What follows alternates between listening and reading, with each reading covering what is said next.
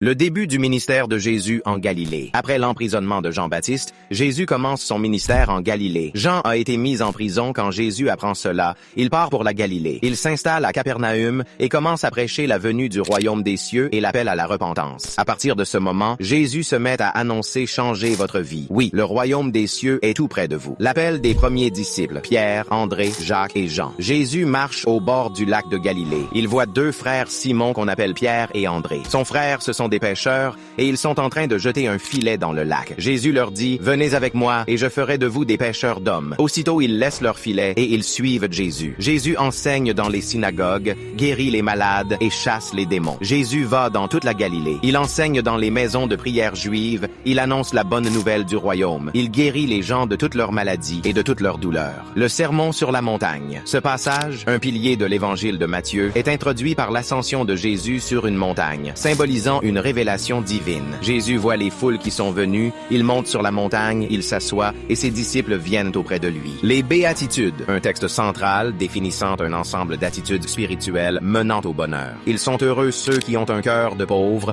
parce que le royaume des cieux est à eux. Ils sont heureux ceux qui pleurent parce que Dieu les consolera. L'appel à être le sel de la terre et la lumière du monde.